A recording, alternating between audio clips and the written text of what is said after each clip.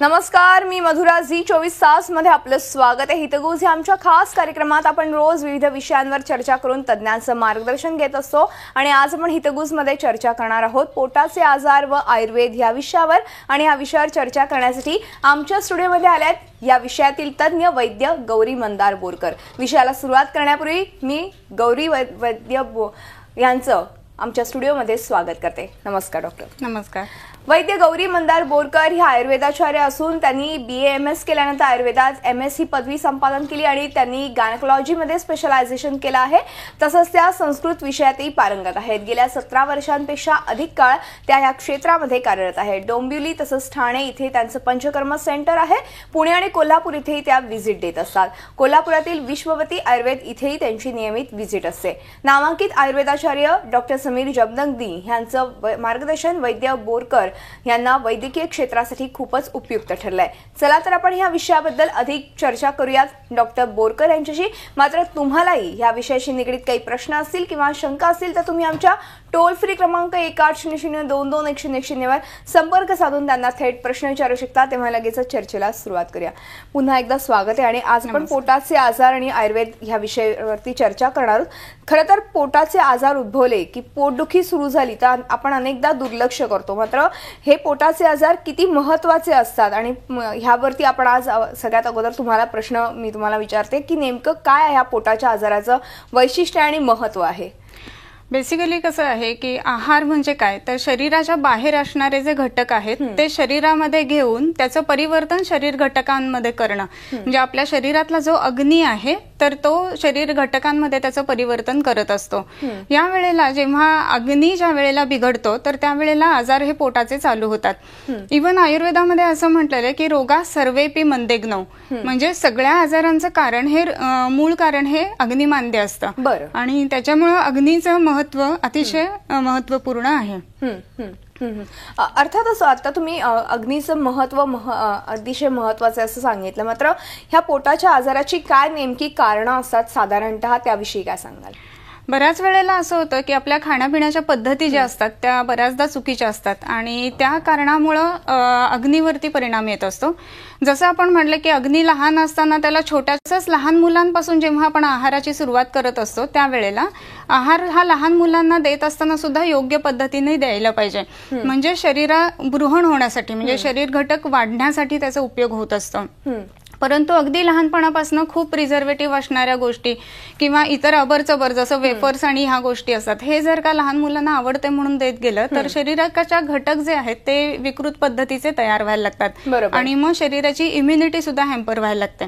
So त्याच्यामुळे सगळ्या आजारांचं मूळ कारण म्हणून हे पोट आहे. म्हणून पोटाच्या आजारांचं महत्व खूप आहे. बरोबर. म्हणजे सगळ्या आजारांचं मूळ कारण पोट आहे. जसं तुम्ही म्हणाल पोटाचे आजार जर उद्भवले तर आपल्याला इतरही आजार उद्भवण्याची नक्कीच दाट शक्यता असते. त्याचबरोबर डॉक्टर, बऱ्याचदा असं होतं की आजकालच्या जीवन पद्धतीमुळे आपल्या जेवणाच्या पद्धती ह्या थोड्याफार प्रमाणात बदललेल्या बघायला मिळतात.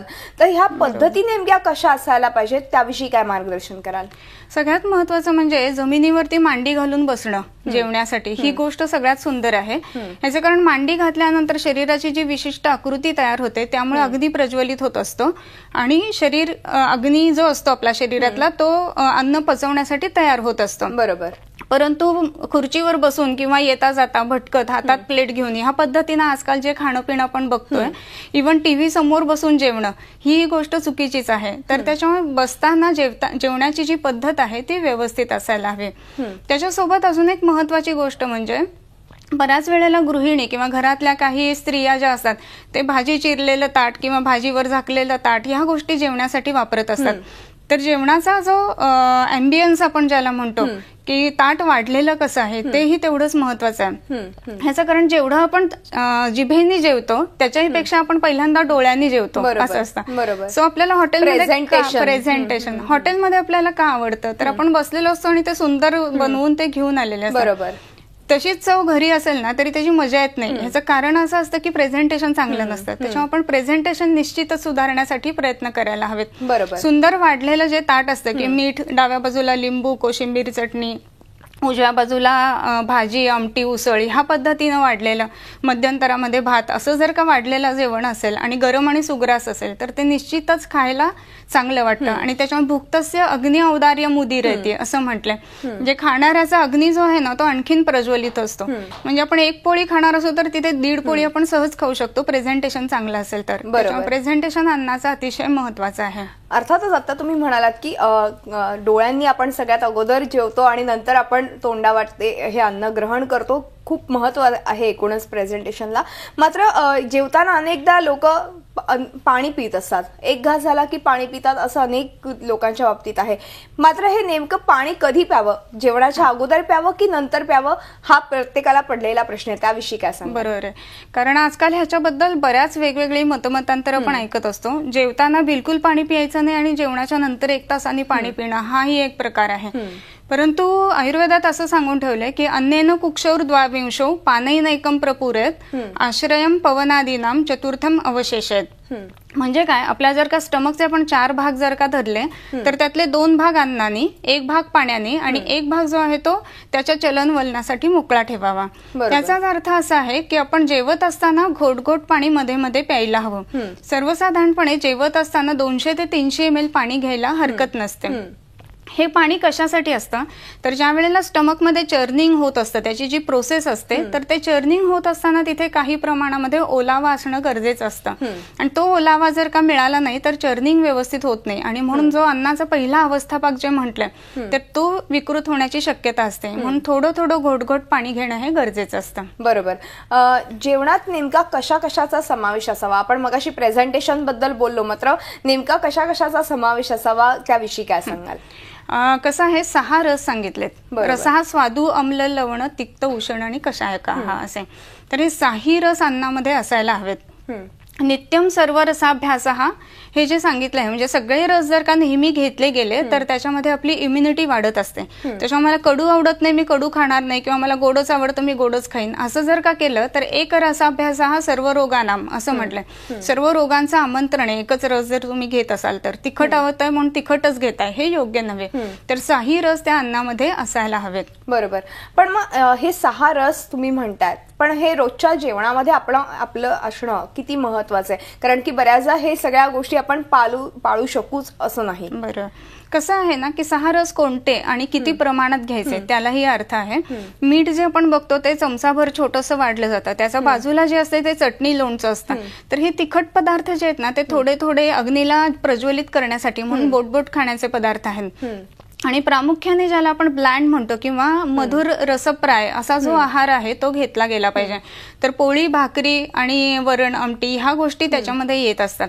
तर त्याच्यामुळे हे सगळ्या गोष्टी, चटणी, कोशिंबीर, त्याच्यानंतर भाजी, उसळ, हे सगळं जर का घेतलं गेलं तर पूर्ण आपल्याला शरीराला पोषण मिळवण्यासाठी उपयोग होत असतो आणि पूरक ज्याला म्हणतो ही गोष्ट घडत असते. आपले जे भारतीय पाकशास्त्र आहे ते अतिशय विचारपूर्वक सगळ्या गोष्टी ठरवलेल्या आहेत. त्याच्यामध्ये एक उदाहरण सांगते. आपण ज्या वेळेला पुरणपोळी करतो तर पुरणपोळी बरोबर कटाची आमटी असते आणि काकडीची कोशिंबीर असते. मग हेच कॉम्बिनेशन का असतं तर पुरण पचवण्यासाठी काकडी उपयोगाला येत असते आणि पुरणाची जी डाळ असते ती जड असते, जरा हरभऱ्याची वापरतो. तर त्याचं पचन करण्यासाठी म्हणून ज्याला आपण आम म्हणतो हरभऱ्याची, अशी ती पुरणाच्या कढावर केली ती आमटी असते, कटाची आमटी बोलतात त्याला. तर असं ते कॉम्बिनेशन ठरवलेलं असतं. तर मग तुम्ही एकाच दिवशी पुरणपोळी खाल्ली आणि एकदम पिझ्झा खाल्लाय असं केलं तर ते योग्य नव्हे. बरोबर. सो त्याच्यामुळे अन्न काय काय घेणार आहात हे सगळ्यात जास्त महत्वाचं राहतं. खरंय, अन्न काय घेणार आहात हे महत्वाचं आहेच. पण जेव्हा पोटाचे आजार उद्भवतात तर सगळ्यात अगोदर आतड्याला जास्त इजा होते असं बोललं जातं. ह्यामध्ये कितपत तथ्य आणि नेमके आतड्यांना कोणते आजार होऊ शकतात? कसं आहे की आपण ज्या वेळेला आहार घ्यायला सुरुवात करतो तर अगदी मुखामध्ये अन्न ठेवल्यापासून ते शेवटच्या टोकापर्यंत प्रत्येक ठिकाणी काही ना काहीतरी स्राव उत्पन्न होत असतात. आणि ते स्राव जे असतात ते अन्न पचवण्यासाठी म्हणून असतात. परंतु विजातीय अन्न ज्याला आपण म्हणतो की ज्या गोष्टी आपण नीट पचवू शकत नाही, जसं मैदा वगैरे आजकाल म्हटलं जातं की त्याच्या ते चिकटपणामुळे ते पचवलं जात नाही, तर मग ते पचवण्यासाठी म्हणून स्राव जास्ती प्रमाणात उत्पन्न होतात आणि मग ते जे स्राव आहेत ते आतड्याच्या आतल्या भिंतीलाच त्रास द्यायला लागतात. असं जेव्हा होतं तेव्हा मग आतमध्ये कुठेतरी जखमा होण्याची शक्यता असते. अन्नामुळे स्वतःमुळे जखम होत नसते, आतून होणाऱ्या स्रावांमुळेच इजा होत असते. बरोबर. पण मग हे नेमके स्राव कसले असतात? वेगवेगळे पाचक स्राव जे असतात, जसं आपण स्टमकमध्ये HCl चा स्राव वगैरे असतो, ह्या पद्धतीचे हे स्राव असतात. परंतु हे स्राव ज्या प्रमाणात मोठ्या प्रमाणात वाढतात ना, तर त्यावेळेला आम्लपित्तासारखे आजार आपल्याला मोठ्या सुरुवातीच्या म्हणजे स्टमकमध्ये झालेले दिसतात. आम्लपित्ताच्या लक्षणांमध्ये माणूस जनरली म्हणतो की मला छातीत जळजळतंय, मळमळतंय, भूक नाही लागत आहे, खावंसं वाटत नाहीये. तर ह्या ज्या गोष्टी असतात आणि डोकं दुखणे एक महत्वाचं लक्षण असतं. तर हे सगळं असताना अन्नाची इच्छा होत नाही आणि अन्न पचतच नाही आणि त्याच्यामुळे शरीराचा मध्ये अन्न घटकांचं रूपांतर होत नसतं. तर अशा अवस्थेला आम्लपित्ताची जेव्हा आपण अवस्था म्हणतो, तर त्यावेळेला पेशंट अगदी खोलीमध्ये अंधार करून बसतो आणि त्याचं डोकं खूप दुखत असतं. तर अशा वेळेला काही फार सुंदर औषधं आयुर्वेदामध्ये सांगितलेली आहेत. तर सगळ्यात पहिली आणि महत्वाची गोष्ट म्हणजे सुवर्ण सूतशेखर किंवा साधा सूतशेखर हे जर का आपण आलं मधाबरोबर घेतलं ना, तर त्याचा परिणाम खूप चांगला येत असतो. त्याच्यानंतर दुसरी एक महत्वाची गोष्ट प्रवाळ पंचामृत म्हणून एक औषध आहे. तर त्याच्यामध्ये शंख, शौक्तिक, कपर्दिक अशा पद्धतीची औषधं आहेत. आणि हे ज्या वेळेला पोटात जातं ना, तर त्या शरीरामध्ये असणाऱ्या स्राव जे विकृत झालेले असतात ते क्लेदाचं शोषण करून मग अन्न पचवण्यासाठी मदत होत असते आणि मग आम्लपित्त कमी यायला मदत होते. म्हणजेच आता आपण ऍसिडिटी बद्दल जेव्हा बोलतो, कारण की अनेकदा असं होतं की मला ऍसिडिटीचा त्रास होतोय, मात्र औषध नेमकं काय घ्यावं हे कळत नसतं. आणि अनेकदा आपण म्हणतो की मार्केटमध्ये जाऊन तुम्ही सोडा विकत घ्या आणि तो सोडा पाण्याबरोबर घ्या, पण ह्या आम्लपित्तचा जो त्रास आहे तो पूर्णपणे बरा होऊ शकतो का? आणि अर्थातच ह्याच्यावरती नेमके आयुर्वेदात काही उपचार सांगितले? कसं आहे की आम्लपित्तामध्ये ज्या वेळेला आपण तात्पुरतं औषध घेऊन बरं करतो, तर ते तात्पुरतं त्या ठिकाणी झालेली सोय असते. परंतु आम्लपित्त वेळेला का उत्पन्न होतं ह्याचा जेव्हा आपण विचार करू ना, तर त्यावेळेला आपण शरीरामधल्या घटकांचा विचार करायला पाहिजे, पाचक घटकांचा, ज्याला आपण अवस्थापाक असं म्हणतो. जर आपण व्यवस्थित बसून एका जागी बसून व्यवस्थित अन्न जर घेतलेलं असेल आणि तरी सुद्धा आम्लपित्त होत असेल, तर शरीरामध्ये ज्याप्रमाणे एखादं दही लावलेल्या भांड्यामध्ये तुम्ही दूध कितीही वेळा घाला तर ते दहीच बनणार त्याचं, तर त्याप्रमाणे शरीरामध्ये पुन्हा पुन्हा ऍसिडिटी उत्पन्न होत असते. तर अशा वेळेला शोधन करून मग औषधं देणं जास्त उपयुक्त ठरतं. वमन म्हणून एक प्रोसिजर आहे की ज्याच्यामध्ये उलटी काढून शरीरामधले दोष बाहेर काढले जातात, विशेषतः कफ आणि पित्त. तर ते वमन झाल्यानंतर ज्या वेळेला औषधं घेतली जातात, तर अशा आम्लपित्ताचे जे पेशंट असतात त्यांच्यामध्ये खूप चांगला फायदा दिसतो. ह्याच्यामध्ये एक सांगण्यासारखी गोष्ट महत्वाची म्हणजे आपल्याकडे एक पेशंट आलेली होती, साधारण वय 30-32 असावं आणि त्याच्यामध्ये अक्षरशः डोकं दुखत होतं म्हणून 3 दिवस ऍडमिट, MRI वगैरे सगळ्या गोष्टी झालेल्या होत्या. आणि ती पेशंट ज्या वेळेला आली तर तिचं निदान आपण आपल्या पद्धतीनं आम्लपित्त म्हणून केलेलं होतं आणि त्यानंतर एक साधन नस्य तिच्या ह्याच्यामध्ये वापरलेलं होतं पंचकर्मामध्ये. तर त्याच्यामध्ये विशिष्ट पद्धतीनं स्नेहन स्वेदन करून आणि त्याच्यानंतर नाकामध्ये औषध घालणं ह्याला नस्य म्हणतात, नासया दीयते नस्य. तर अशा वेळेला सूतशेखर आणि अनंता ह्यांचं एकत्रित चूर्ण करून जर का त्याला प्रथमन नस्य केलं गेलं ना, तर तत्क्षणी म्हणजे तिचं एक ती आल्यानंतर 15व्या मिनिटाला पूर्णपणे डोकं दुखायचं थांबलेलं होतं. इतका सुंदर रिझल्ट आपण आम्लपित्तामध्ये देऊ शकतो. नक्कीच नक्कीच. अर्थातच मला अनेक पोटाच्या आजारांसंदर्भातले प्रश्न तुम्हाला विचारायचे, पण एका छोट्याशा ब्रेक नंतर. तेव्हा हितगुज मध्ये वेळ झाली एका छोट्याशा ब्रेकची. कुठेही जाऊ नका, पाहत राहा आमचा खास कार्यक्रम हितगुज.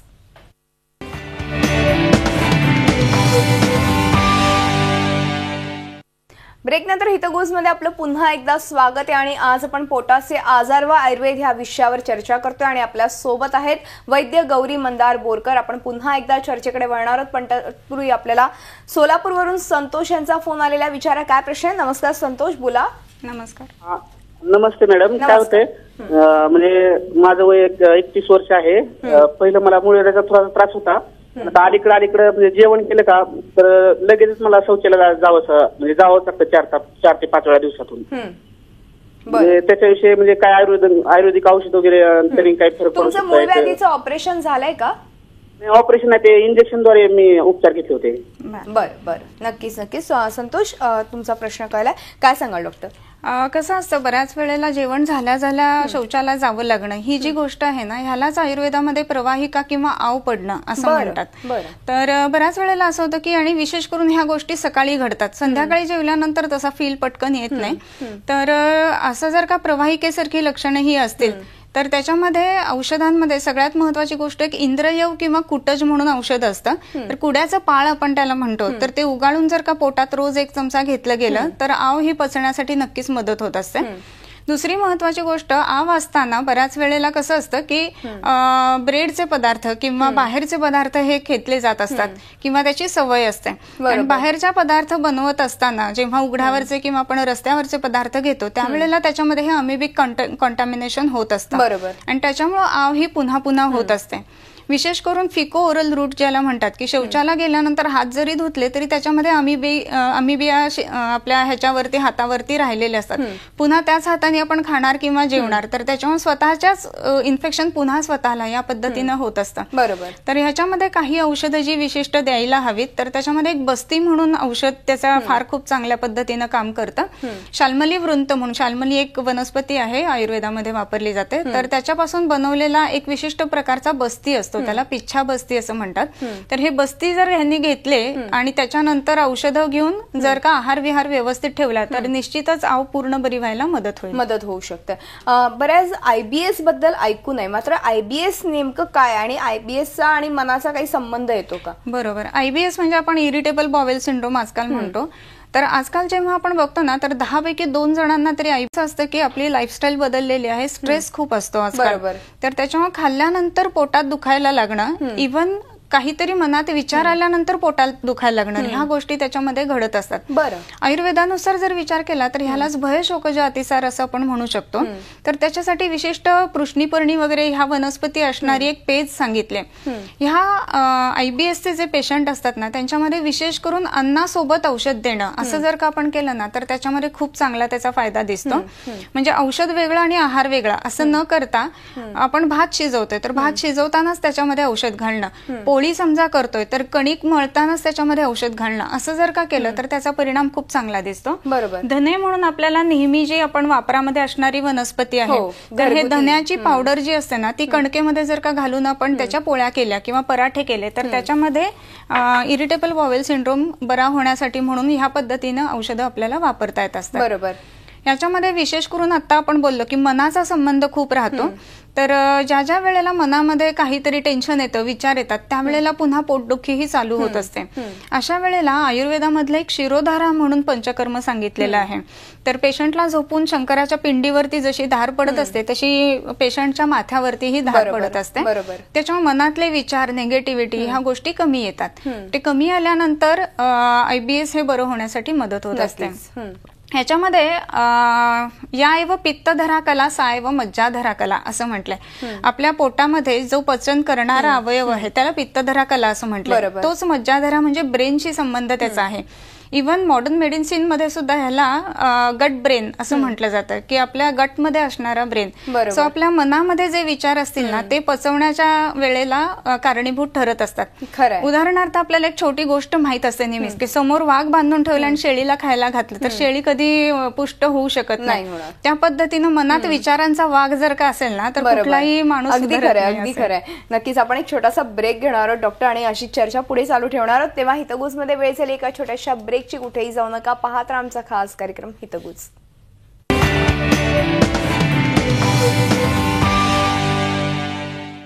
ब्रेक नंतर हितगुज मध्ये आपलं पुन्हा एकदा स्वागत. पोटाचे आजार व आयुर्वेद या विषयावर आज आपण चर्चा करतोय. आपल्या सोबत आहेत वैद्य गौरी मंदार बोरकर. आपण पुन्हा एकदा चर्चेकडे वळणार आहोत. डॉक्टर, अर्थातच आपण मगाशी अनेक गोष्टींबद्दल जाणून घेतलं तुम्हाला तुमच्याकडनं पोटाच्या आजारांबद्दल. मात्र पोट फुगणं किंवा गॅसेस होणं हे आजकालच्या तरुण पिढीमध्ये सगळ्यात जास्त आढळतं. तर नेमकं काय कारण असू शकतं त्याविषयी काय सांगाल? बरोबर आहे.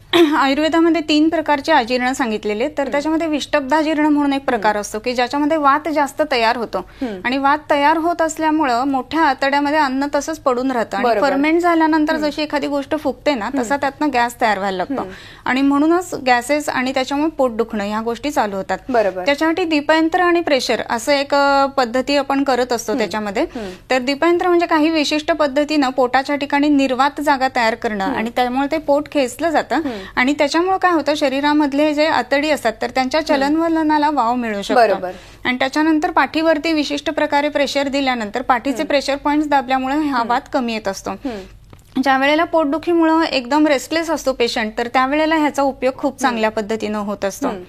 तर पोट दुखणं हे जे असतं ना, तर त्याच्यामध्ये नाभीच्या ठिकाणी काही विशिष्ट आता म्हटल्याप्रमाणे ते दिवा तिथे ठेवून त्या पद्धतीनं हे दीपयंत्र केलं जातं. बरोबर.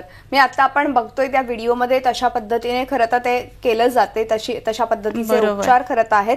मात्र अनेक लोकांना तीव्र पोटदुखी असते, तर नेमकं काय कारण असू शकतं त्यामागचं, त्याविषयी काय सांगाल? अक्यूट ॲब्डॉमेन असं ज्याला म्हणतात किंवा तीव्र आपण उदरशूल किंवा पोटदुखी म्हणू, तर त्याच्यामध्ये बरेच वेगवेगळी कारणं सापडतात. सगळ्यात महत्वाचं कारण त्याच्यामध्ये अक्यूट अपेंडिसायटिस हे सापडतं की अपेंडिक्सचा जो पेशंट असतो ना, तर त्याला पोटात इतकं दुखत असतं की तो बेअरच करू शकत नसतं. अशाच पद्धतीचं दुखणं जे असतं ना, ते किडनी स्टोनच्या संदर्भात असतं. किडनीचं दुखणं सुद्धा पोटामधनच येतं, तर त्याला आयुर्वेदात तुनी प्रतुनी वेदना असं म्हटलेलं आहे. तर ह्या विशिष्ट पद्धतीनं जे दुखलं जातं आणि त्याच्यामध्ये आपल्याला काहीच गोष्ट सुचत नसते, हे ग्रेड 4चं जे दुखणं आपण म्हणतो त्यालाच अक्यूट ॲब्डॉमेन असं म्हणतो. तर अशा कंडिशनमध्ये ह्या जलौका जर का दुखणाऱ्या जागी आपण लावल्या तर त्याचा शरीरामध्ये खूप चांगला उपयोग होत असतो. अक्यूट ॲब्डॉमेन मध्ये म्हणजे जेव्हा अपेंडिक्स इन्फ्लेम झालेलं असतं, तर एकाच वेळी 6 ते 7 जलौका इथे ज्या दिसत आहेत, तर त्या तिथे लावल्या तर अशुद्ध रक्त तिथनं खेचून घेतात आणि त्याच्यामुळे इन्फ्लमेशन कमी व्हायला मदत होत असते. आणि इन्फ्लमेशन कमी झालं की पोटातलं दुखणं कमी येतं. याचा उपयोग आपण आपल्या पेशंट्स वरती बऱ्याच वेळेला अपेंडिक्स साठी केलेला आहे. तर त्याच्यात खूपच चांगले रिझल्ट निश्चित मिळतात त्याच्यामध्ये. अर्थातच आपण आता पोटदुखीबद्दल बोललो, मात्र अनेकदा आता तुम्ही आता म्हणाला किडनी स्टोनचा आजारही हा पोटाशी खरं तर निगडीत आहे, कारण की पोट दुखायला लागतं. अनेकदा पाईल्सचा त्रास होत असतो, हा देखील पोटाशीच निगडीत आजार आहे का मग? हो, निश्चितच. याचं कारण काय तर अर्शोतिसार ग्रहणी विकार हा प्रायण अन्योन्य निदानभूता असं म्हटलंय. जे अतिसार म्हणजे जर का लूज मोशन खूप मोठ्या प्रमाणात झाले तर त्याच्यामुळे अर्श होऊ शकतो, म्हणजे स्पाईल्स होऊ शकतात. किंवा ग्रहणी मगाशी जे आपण म्हटलं की जेवल्यानंतर 4 ते 5 वेळा जावं लागणार, तर त्याच्याही मुळे अर्श म्हणजे हे पाईल्स होत असतात. तर हे पाईल्स होतात ना, तर त्याचं एक फार उत्तम सुंदर औषध आहे, त्याला तक्रारिष्ट असं म्हटलंय. तर ज्या वेळेला ताक पोटात घेतलं जातं विशिष्ट औषधांनी सिद्ध, त्याच्यातलं एक औषध म्हणजे हे जिरं असतं. तर अशाच पद्धतीने शहा जिरं म्हणून पण जे आपण मसाल्याच्या औषधांमध्ये वापरतो, तर हे ज्या वेळेला त्याच्यामध्ये घालून वापरलं जातं तर त्यावेळेला हे पाईल्स पूर्णपणे जाण्यासाठी म्हणून मदत होत असते. याच्या व्यतिरिक्त काही विशिष्ट औषधं पाईल्सच्या ठिकाणी लावणं, एक अमरवेल म्हणून वनस्पती आहे जी परजीवी वनस्पती आहे, तर त्याचं सिद्ध तेल करून जर का कापूस भिजवून तिथे शौचाच्या जागी ठेवलं गेलं तर पाईल्स या पूर्ण श्रिंक होऊन जाण्यासाठी मदत होत असते. बरोबर. म्हणजे थोडक्यात खरं तर ह्या पोटाच्या आजारांकडे दुर्लक्ष न करणं हे फार महत्वाचं आहे. आयुर्वेदात खूप चांगल्या उपचार पद्धती देखील आहेत आणि घरगुती वापरामध्ये आपण आता तुम्ही धण दाखवले, त्याचबरोबर जिरे दाखवले, म्हणजे ह्याचाही आपण खरं तर आपल्या रोजच्या जीवनामध्ये जर वापर केला तर नक्कीच पोटाच्या आजारांपासून आपण दूर राहू शकतो काही प्रमाणात.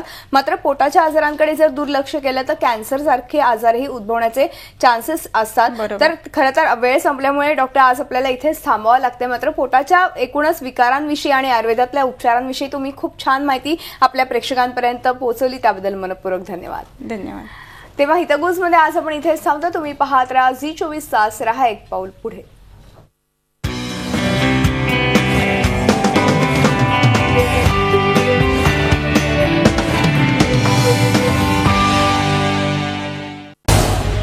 झी24 तास, रहा एक पाऊल पुढे.